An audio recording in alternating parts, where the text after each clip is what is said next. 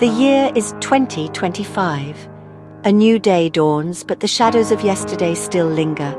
The sun rises over Gaza, painting the sky with hues of orange and pink. But for many, it brings only hunger, uncertainty, and the daunting question of how they will survive another day. Streets once alive with markets, vibrant with the sounds of bartering and the colors of fresh produce, are now silent, stalls empty, a stark reminder of the crisis gripping the region. And even when food is available, prices are simply out of reach for most families, creating an impossible choice between eating and other basic necessities. The conflict has shattered the systems that once fed this land. The infrastructure, the economy, the very fabric of daily life. Farms destroyed, leaving fields barren and harvests lost, fishermen grounded, their boats idle, unable to provide for their families, borders sealed, restricting the flow of essential goods and aid.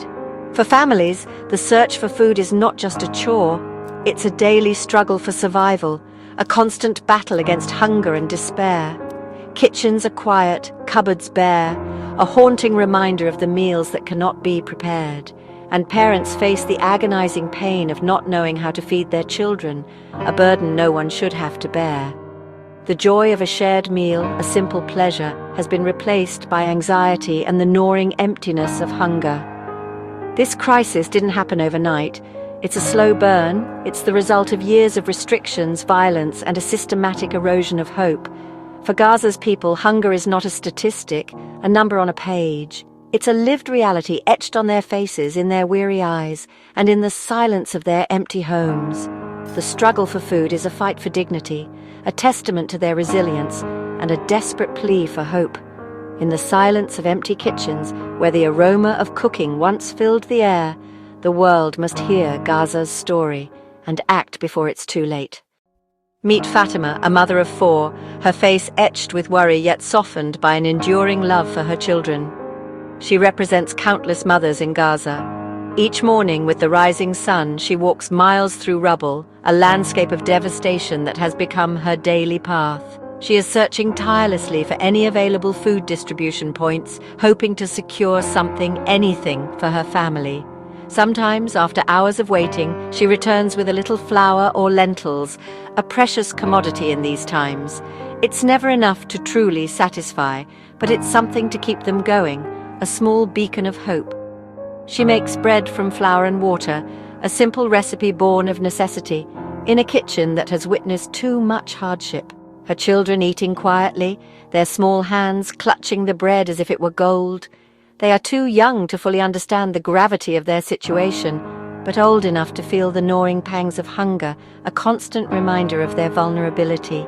Her journey is one of unwavering love and growing desperation, a testament to the strength of a mother's bond. Then there's Omar, 12 years old, his eyes reflecting a wisdom beyond his years. He spends his days scavenging through debris, amidst the remnants of shattered lives, for any usable scraps. He does this to help his family survive, driven by a sense of responsibility that no child should bear. He faces danger daily, navigating unstable structures and hazardous materials, but his sister's hunger, her silent plea, drives him on, fueling his determination. These are not just abstract stories or distant headlines. They are the harsh daily realities for countless individuals and families living in Gaza. Each person in Gaza has a name, a history, a family, and a life that has been irrevocably upended by the ongoing crisis. Their daily struggles poignantly illustrate the true human cost of conflict, a cost measured in hunger, loss, and shattered dreams. They are not just victims defined by their circumstances, but resilient survivors clinging to hope amidst despair. Their relentless quest for food is more than just a search for sustenance. It's a profound quest for normalcy, for dignity, and for a glimmer of hope in a seemingly hopeless situation. Together, their interwoven stories reveal the strength and resilience of a community teetering on the brink, yet refusing to be broken. Food aid is quite simply a lifeline for Gaza, a critical necessity in the face of immense challenges. It arrives in trucks carrying essential supplies like flour, rice, a staple food for many, and canned goods providing vital nutrients. For many families, these deliveries mean survival, offering sustenance for a few more days amidst dire circumstances. Aid workers, true heroes, risk their lives daily to deliver this crucial help, facing immense dangers. But the overwhelming need far outweighs the available supply, leaving many still struggling. Checkpoints, bureaucratic delays, and destroyed roads all contribute to the problem. These obstacles make every single delivery a monumental challenge. When aid finally arrives, crowds gather, a sea of desperate faces yearning for relief. The distribution system is completely overwhelmed, unable to cope with the sheer scale of the crisis. A week's worth of food must somehow be stretched to last much longer than intended. Families are forced to ration every single grain, meticulously dividing what little they have, every precious spoonful.